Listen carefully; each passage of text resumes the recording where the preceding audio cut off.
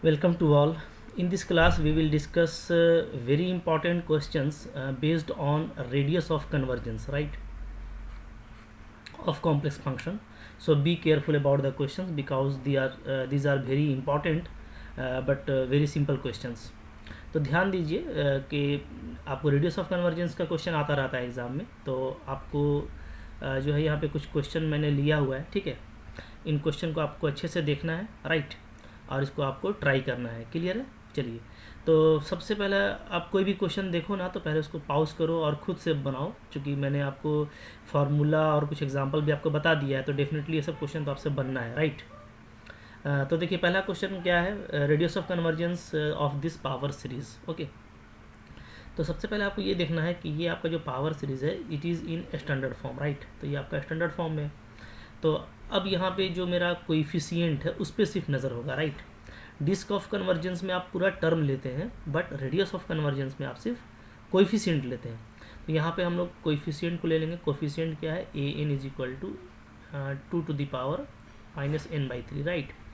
अब यहाँ पे आप दोनों फार्मूला अप्लाई कर सकते हैं, चाहे तो आप रेशियो अप्लाई करें, राइट, वहाँ से आपको रेडियस मिल जाएगा। तो रेशियो अप्लाई करेंगे तो रेडियस का फार्मूला होता है limit n tends to infinity an/an+1, ये, राइट। और अगर आप रूट अप्लाई करते हो तो रूट से आपका फार्मूला होता है 1/r is equal to limit n tends to infinity an power 1/n, right. अब देखिए चूँकि पावर वाला जो है एक आपको कोइफिशिएंट है तो इजी पड़ेगा इसमें।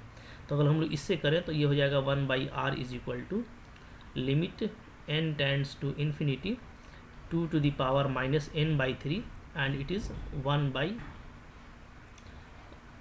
1/n, right. तो n कैंसिल हो जाएगा तो आपको लिमिट भी हट जाएगा, तो 2⁻⁻1/3 आ रहा है, राइट।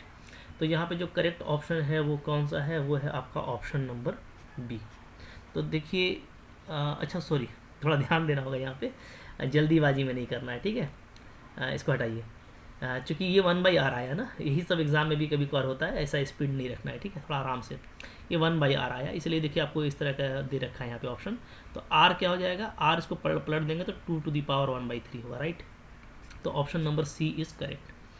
तो इस तरह से बनाना है, बिल्कुल ध्यान से बनाना है, ठीक है, कोई बहुत ज़्यादा हड़बड़ाना नहीं है, ठीक है, वरना इस तरह का मिस्टेक हो जाता है, बाद में आकर के हम लोग नोटिस करते हैं कि भाई हमारा ये रॉन्ग हो गया।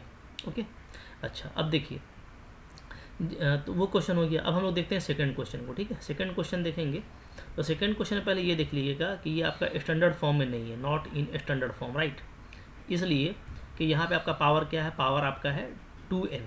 ओके, तो पावर अगर जो है 2n है, ओके, तो ये ध्यान देना है मेरे को कि इसको मैं पावर n में कर दूँ ताकि ये मेरा स्टैंडर्ड फॉर्म में आ जाए।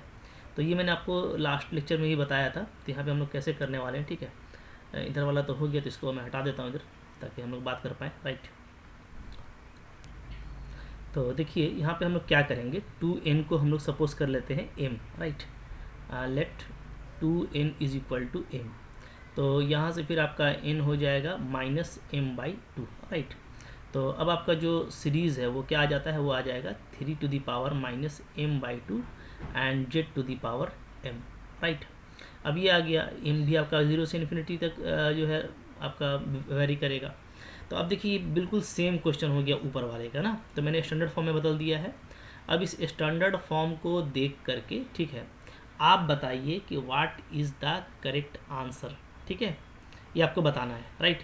तो आप मेरे को कमेंट कीजिएगा, चूँकि अब ये जो पावर सीरीज है वो ये हो गया है और डेफिनेटली ये बिल्कुल सेम है जैसा हम लोगों ने ऊपर किया है। तो आप इसको करके कमेंट कीजिएगा कि कौन सा ऑप्शन क्या है करेक्ट है। ओके, देखिए ऑप्शन जो है कौन सा करेक्ट है ये बहुत इजी होता है, तो ऐसा नहीं कि आप बना के छोड़ देना, कमेंट किया करना, इससे क्या माहौल बनता है, आपको देख करके दूसरे लोग भी कमेंट करेंगे तो भाई पढ़ने का माहौल तो बनेगा, ठीक है। तो ये आप मेरे को कमेंट कीजिएगा, बहुत इजी क्वेश्चन है। चलिए आगे बढ़ते हैं। क्वेश्चन नंबर 3 क्या है, आपको पावर सीरीज दे रखा है, रेडियस ऑफ कन्वर्जेंस पूछ रहा है आपसे, ठीक है, क्या होगा इस सीरीज़ का। इस तरह का क्वेश्चन बहुत सिंपल होता है और बहुत इंपॉर्टेंट है, चूँकि एग्ज़ाम में आता है, ठीक है। CSIR दिसंबर 2012 में आया है। तो मैंने आपको ये बताया था, कोइफिशिएंट देखिए 1 है ना, ठीक है। अगर कोएफिशिएंट 1 है तो चूँकि कोएफिशिएंट पे ही डिपेंड करता है ये, ठीक है। तो अगर जेड का पावर फैक्टोरियल है या कोई पोलिनोमियल है तो उस केस में आपका जो रेडियस ऑफ कन्वर्जेंस है वो भी 1 हो जाता है, ये मैंने आपको बताया था, करेक्ट, ठीक है। चलिए क्वेश्चन नंबर देखिए फिर 4 देखिए। 4 में आपको ये बोल रहा है कि ये आपका पोलिनोमियल है, ठीक है, डिग्री 1 या उससे ज़्यादा है, राइट। तो बोलता है कि ये जो पावर सीरीज़ बनेगा इसका रेडियस ऑफ कन्वर्जेंस क्या होगा, ठीक है। मैं दो तरीके से बता रहा हूँ। एक तो देखिए, अगर आप रिजल्ट याद रखें तो रिजल्ट ये है कि पोलिनोमियल के केस में अगर आपका कोएफिशिएंट क्या है, पोलिनोमियल है, राइट, तो आपका रेडियस ऑफ कन्वर्जेंस क्या होता है, ROC, radius of convergence, direct आपका 1 हो जाएगा, ठीक है। और अगर आप इसको देखना चाहते हो तो देखो ऐसे, जैसे PN हम क्या लें, ठीक है, PN हम ले लेते हैं degree greater than equal to 1 है, तो अगर हम एक ही डिग्री का ले लें तो विदाउट लॉस ऑफ जनरेटरी आप AN ले लीजिए, ठीक है। या आप कोएफिशिएंट कुछ और रखना चाहते हैं तो AN ले लीजिए। तो PN+1 क्या हो जाएगा, तो PN प्लस हो जाएगा आपका AN+1, राइट। अब देखिए, ठीक है, तो यही आपका क्या है, यही आपका है AN, ये है आपका AN+1, राइट। अब हम लोग फार्मूला लगाएंगे तो फार्मूला होता है limit n tends to infinity, okay, AN/AN+1, right. अब आप इसको अप्लाई कीजिए, A आपका कैंसिल हो जाएगा, ठीक है। तो जो आ रहा है वो क्या आ रहा है, वो आ रहा है n/n+1, ये बचेगा, ठीक है। इसको फर्दर क्या कर सकते हैं, 1/1 + 1/n कर सकते हैं, राइट। अंडर लिमिट ही 0 हो जाएगा तो वैल्यू आपको 1 मिल रहा है, तो रेडियस ऑफ कन्वर्जेंस आपका 1 आएगा। क्लियर है, ठीक है। यहाँ पे भी देखिए आपका जो सेकंड क्वेश्चन है ये फिर से देखिए क्वेश्चन रिपीट कर रहा है, जून 2016 का क्वेश्चन है। उसी तरह का है, डिग्री 2 या उससे ग्रेटर लेना है, बट ये आपका पोलिनोमियल है। तो फिर से इसको आप खुद से बना लो भाई, वीडियो पॉज करो बना लो, ठीक है। और अगर आपको डिग्री 2 से ग्रेटर लेकर के चेक करना है या 2 लेकर चेक करना है तो चेक भी कर सकते हो। तो डेफिनेटली आपने कर लिया होगा, ऑप्शन अगेन आपका बी आएगा, ठीक है। यहाँ पे भी आप चेक कर सकते हो। से PN अगर हम कम से कम 2 डिग्री का ले लें जो दिया हुआ है तो ये ले सकते हैं AN² + B, ओके, राइट, ये 2 डिग्री का है। अच्छा, तो अगर अब मैं फिर ले लूँ PN+1, राइट, तो ये आपका आ जाएगा AN+1 का होल स्क्वायर और प्लस फिर से आपका ये B हो जाएगा, ठीक है, राइट। अब देखिए, अब हम लोग यहाँ पे अगर R निकालें तो R ये आपका AN है और ये है आपका AN+1, राइट, क्लियर है, ओके। तो फार्मूला आपको फिर से वही मिलेगा, ठीक है, limit n tends to infinity and AN/AN+1, right. अब आप देखिए, अगर अप्लाई भी करते हो आप तो जैसे लिमिट है मेरा n टेंड्स टू इन्फिनिटी पे, हम लोग मैक्सिमम डिग्री तो n का जो है 2 ही होगा, तो हम लोग n का स्क्वायर से सबको डिवाइड कर देते हैं। तो ऊपर में देखिए आपका ये आ जाएगा और नीचे में आपका आ जाएगा A1 + 1/n का whole square plus B/n², right. तो अब फाइनली आपका A/A बचेगा ना, यहाँ पे क्या बचेगा, आप फाइनली देखेंगे तो आपको A/A बचेगा और जो आपका 1 ही आता है। तो इसलिए मैंने आपको बोला कि पोलिनोमियल के केस में आप इसको याद भी रख सकते हो, राइट। तो देखिए कितना जल्दी जल्दी बन रहा है इस तरह का क्वेश्चन। नेक्स्ट देखिए क्वेश्चन नंबर 6, ठीक है। 6 को अच्छे से पढ़िए, स्टडी कीजिए, पहले वीडियो को पॉज कीजिए and do by yourself. Definitely आपका बन गया होगा, ठीक है। अच्छा, यहाँ पे देखिए, यहाँ पे जो रेडियस ऑफ कन्वर्जेंस डिफाइन कर रखा है R, ठीक है, वो इस फॉर्म में डिफाइन कर रखा है, ठीक है। P अगेन आपका पोलिनोमियल है तो नो प्रॉब्लम एट ऑल, ठीक है। तो अब हम लोग को यहाँ पे ये देखना होगा radius of convergence of power series this one क्या होगा, ठीक है, राइट।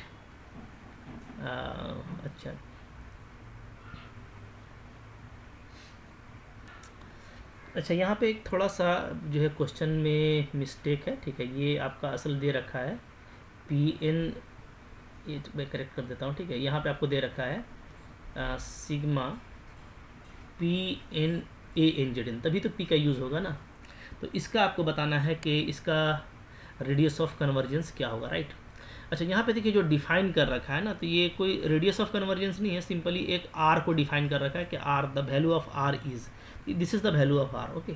बट जो रेडियस ऑफ कन्वर्जेंस होता है ROC, वो क्या होता है, वो होता है 1/R = limit n tends to infinity AN/AN+1 होता है, राइट। रेशियो में अगर हम लोग ले लें तो ये होता है, ओके।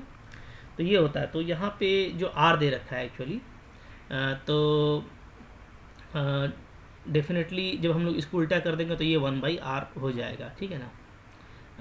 एक मिनट, थोड़ा सा मैंने क्या लिखा है, ऐसे कर देते हैं, देखिए ऐसे, इसको ठीक कीजिए। रेडियस ऑफ कन्वर्जेंस का जो फॉर्मूला होता है, ठीक है, वो आपका होता है R dash, okay, R dash ले लेता हूँ चूँकि आर आपको गिवन है।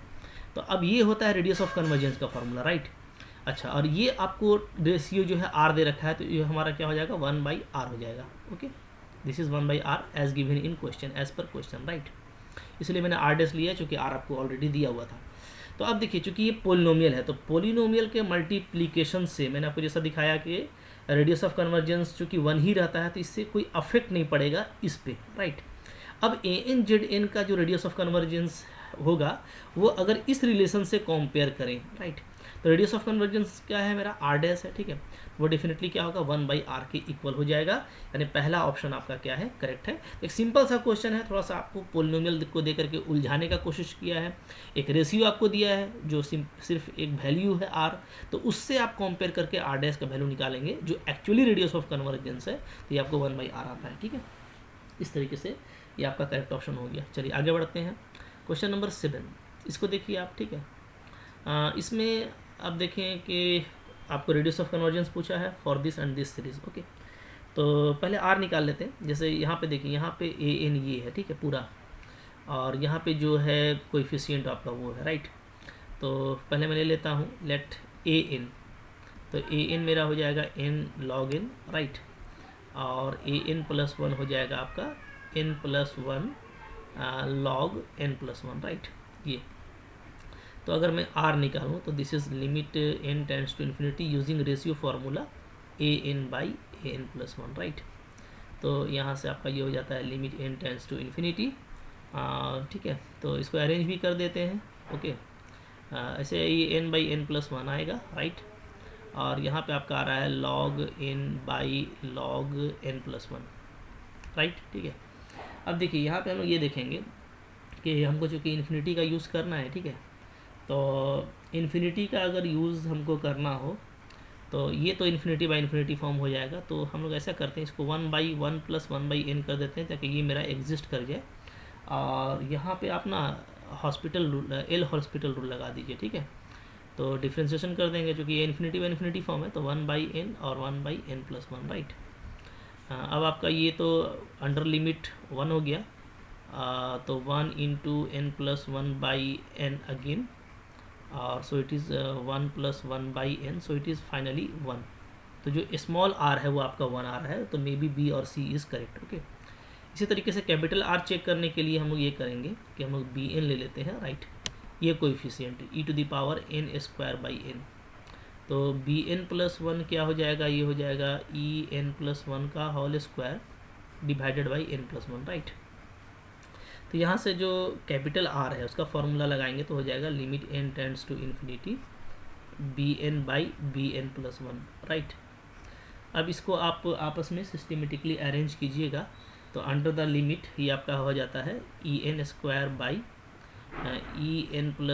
होल स्क्वायर, राइट, और बाकी वाला टर्म आपका हो जाएगा n/n+1, ओके। अब थोड़ा सा इसको मैं अगर अरेंज कर दूँ यहीं पे, ठीक है, तो ये आपका आ जाता है 1/1 + 1/n, राइट। और ई वाले को अगर देखेंगे तो ये नीचे में आपका आ जाएगा e⁻² 2n+1, राइट। अब देखिए, अगर मैं अंडर इन्फिनिटी पे बात करूँ ना, तो अंडर इन्फिनिटी ये तो 1 है, तो ये आपका क्या हो जाएगा, 0 हो जाएगा, ओके। तो जो कैपिटल R है वो आपका 0 आ रहा है, ठीक है। तो ये वाला ऑप्शन आपका करेक्ट है, ऑप्शन नंबर B, ओके। तो इस तरीके से आपको बनाना था। अच्छा, यहाँ पे एक चीज़ मैं आपको बता दूँ कि अगर इस n को, ठीक है, ध्यान दीजिएगा मैं क्या बोलना चाह रहा हूँ, अगर हम लोग इस n को इग्नोर करते या इस n को, तब भी हमको यही आंसर आता है, इसलिए कि आपको पता है ये n आपका पोलिनोमियल है, ठीक है। 1/n आपका फ्रैक्शन हो जाएगा, तो इस पर खासा डिपेंड नहीं करता है, बट चलो ठीक है, आप इस तरीके से सिस्टमेटिकली भी फाइंड आउट कर सकते हैं। नेक्स्ट पढ़ेंगे, क्वेश्चन नंबर देखेंगे क्या है, 8 नंबर। देखिए 8 नंबर क्वेश्चन देखिए, और इसको पॉज करके खुद से बना लीजिए, बहुत सिंपल है। आई होप आपका आंसर अब तक आ गया होगा। तो इसका करेक्ट ऑप्शन क्या है, मेरे को ये आपको कमेंट करना है, ठीक है। तो कमेंट करके बताइएगा, क्योंकि इस तरह का पहले भी हम लोग क्वेश्चन देख चुके हैं, ठीक है। तो कमेंट करके आपको बताना है which option is correct, right. Question number 9, question number 9 देखते हैं, ठीक है। 9 क्या है, देखिए 9 है, आपको एक होलोमॉर्फिक फंक्शन दे रखा है ओपन यूनिट डिस्क में, ठीक है। और ये आपका एग्जिस्ट नहीं करता है, ये इसका टेलर सीरीज़ है, तो आर क्या होगा। देखिए इस तरह का क्वेश्चन को कैसे बनाते हैं। अच्छा क्वेश्चन है, थोड़ा आपको जो है स्टेटमेंट लिख करके दिया है, 1017 में आया था, ठीक है। देखिए यहाँ पे चूंकि ये एग्जिस्ट नहीं करता है ना, तो ये इंपॉर्टेंट है हमारे लिए। हम ऐसा कुछ ले लें होलोमॉर्फिक यानी एनालिटिक फंक्शन जिसमें ये एग्जिस्ट नहीं करता हो, तो डेफिनेटली अगर मैं एफ जेड ले लूँ क्या 1/1 माइनस जेड, राइट। तो ये क्या है आपका एक एनालिटिक फंक्शन है, ठीक है, जो जेड इक्वल टू 1 पे एग्जिस्ट नहीं करता है, right. Not exist at Z equal to 1, right. अच्छा अब देखिए इसको अगर मैं सीरीज में तोड़ूँ तो चूंकि आपको यूनिट डिस्क दे रखा है, ठीक है, गिवन है कि जो जेड है वो लेस देन 1 है, ये आपका unit disc, right, unit disc, okay. तो इस यूनिट डिस्क में यहाँ पे हम लोग जीपी सीरीज़ लगा सकते हैं, ठीक है। तो जीपी सीरीज़ क्या आ जाएगा 1 + Z square plus Z cube like that so on, okay. तो ये आपको मिल जाएगा चूँकि जेड आपका लेस देन 1 है, इसका हम लोगों ने यूज़ कर लिया, सब कुछ तैयार है, ठीक है। अब आप देखिएगा तो ये एक पावर सीरीज़ है, कैसा power series, simply Z N, जिसका कोएफिशिएंट कितना है 1 है, और अगर कोएफिशिएंट 1 है तो 1 से ही तो निकलता है रेडियस ऑफ कन्वर्जेंस, तो रेडियस ऑफ कन्वर्जेंस आपका 1 हो जाएगा, नो डाउट, ठीक है। तो एक छोटा और अच्छा क्वेश्चन था, आई होप आपको अच्छा लगा होगा, ठीक है। चलिए नेक्स्ट क्वेश्चन देखते हैं, question number 10 radius of convergence से थोड़ा हटके क्वेश्चन है, ठीक है, बट फिर भी अच्छा क्वेश्चन है। आपको सी सर्कल दे रखा है रेडियस टू सेंटर ओरिजिन, यानी जो सी है आपका वो ये है, ठीक है, सेंटर ओरिजिन है, रेडियस टू है, ये आपका डिस्क है, ठीक है। अच्छा इस डिस्क में आपको इस इंटीग्रेशन का वैल्यू देखना है, राइट। तो अगर हम लोग इस जो है डिस्क को देखें तो ये जो डिस्क है जिसमें सेंटर 0 है और रेडियस आपका 2 है, okay, so this is the disc, okay. अब इसमें अगर आप देखिएगा तो जो ये जो एफ जेड अगर मैं ले लूँ, ठीक है, मैं अगर एफ जेड की बात करूँ तो लेट एफ जेड मेरा यहाँ पे ये है, क्या है 1/z-1 का होल स्क्वायर। तो डेफिनेटली यहाँ पे क्या है z इक्वल टू 1 जो है आपका पोल है, इस पोल ऑफ ऑर्डर 2, राइट। ये 2 ऑर्डर का पोल है, और z equal to 1 is somewhere inside the circle. तो इनसाइड सर्कल है, इसका मतलब है कि जो इंटीग्रेशन मेरे को करना है एफ जेड का, ठीक है, वो क्या हो जाएगा, जो हम लोग फार्मूला पढ़े थे वो हो जाएगा 2 pi iota into residue at Z equal to 1, ठीक है। लेकिन ये जो है ये क्या है, ये आपका सेकेंड ऑर्डर पोल का रेसिड्यू आपको निकालना है, तो यानी ये मल्टीपल ऑर्डर का केस है, तो इसका फार्मूला भी हम लोगों ने पढ़ रखा है, ठीक है, राइट। तो फार्मूला हम लोग यहाँ पे अप्लाई करेंगे। क्या था फार्मूला, फार्मूला था कि अगर आपको सेकेंड ऑर्डर का फाइंड आउट करना है, ठीक है, देन हम लोग क्या करेंगे, यहाँ पे हम लोग ले लेंगे,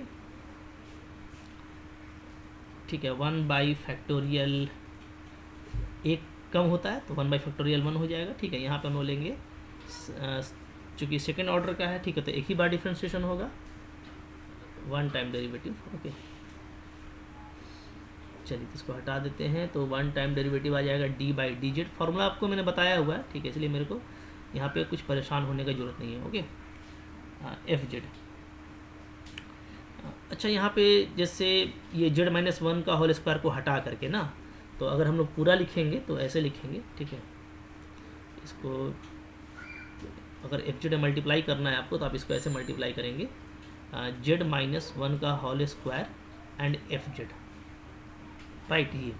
ये आपको पूरा फाइंड आउट करना है, कब, at Z equal to 1, right. तो अब देखिए 1/फैक्टोरियल 1 तो 1 ही हो गया, तो आपको वैल्यू आ रहा है 2 पाई आयोटा, ठीक है, z-1 स्क्वायर से मल्टीप्लाई कर देंगे तो आपको बचेगा कांस्टेंट, और कांस्टेंट का डिफ्रेंशिएशन कितना होता है 0, सो आपका फाइनली जो आंसर है वो आपका 0 आ जा रहा है, सो the correct option is last one, correct है, ठीक है। तो इस तरीके से देखिए आपको बनाना है, पूरा फार्मूला मैंने आपको बताया हुआ था, और आपको आराम से इस तरीके से काम करना है, क्लियर है, ठीक है। चलिए नेक्स्ट देख लेते हैं। ऐसे भी मैंने आपको ये लॉजिकली बताया है कि ऊपर में अगर 1 रहता है और आपको नीचे सिर्फ पोल मिलता है, या ऊपर में कोई भी कांस्टेंट रहता है, तो इस ऐसे केस में आपको ये 0 आता है, बट कितना रिजल्ट याद कीजिएगा, बनाने का कोई बहुत बड़ी चीज़ नहीं है, बना लीजिएगा, ठीक है। ओके नेक्स्ट है इसके बाद क्वेश्चन नंबर 11। तो क्वेश्चन नंबर 11 को पहले पॉज कीजिए, ऊपर के जैसा ही क्वेश्चन है, बनाने का खुद से ट्राई कीजिए, ठीक है। तो आई होप आ गया होगा आपका अब तक तो ऑप्शन, ठीक है। यहाँ पे देखिए क्या है, आपको यूनिट सर्कल दे रखा है पहले तो, ठीक है, यानी आपको जो जेड है वो क्या है, वो आपका इक्वल टू 1 है, राइट। जेड अगर इक्वल टू 1 है तो जेड स्क्वायर भी 1 होगा, तो यहाँ से हम लोग जेड बार को 1 ले लेंगे, तो हमारा Z bar is equal to 1/z होगा, ये आप यूज़ करेंगे, ठीक है।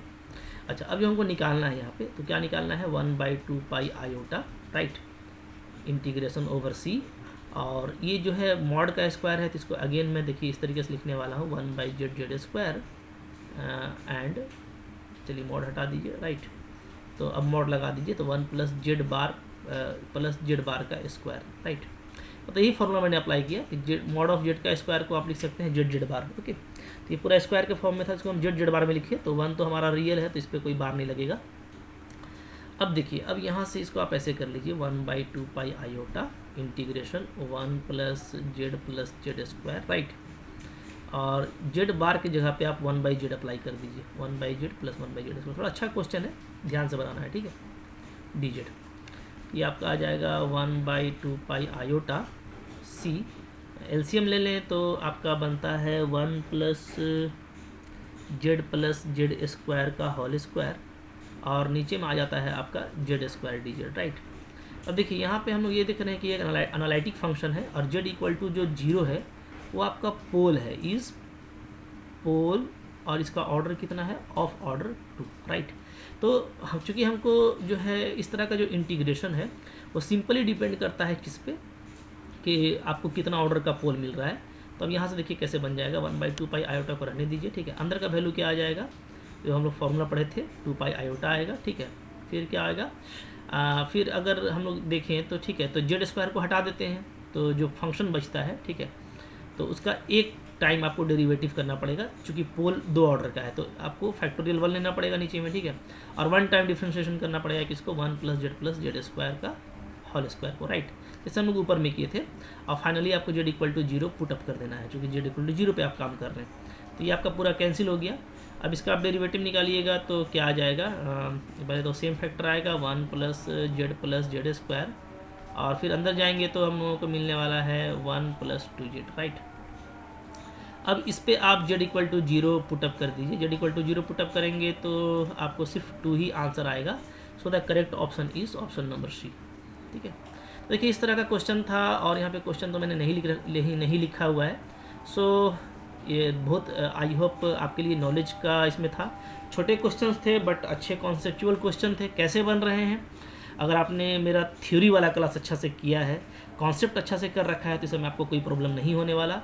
और ऐसे भी मैं सजेस्ट करता हूँ ना कि MCQ को बगैर कॉन्सेप्ट के मत कीजिए, ठीक है। तीर नहीं चलाना है मेरे को पढ़ के सॉल्व करना है, राइट। तो hope it is fruitful for you.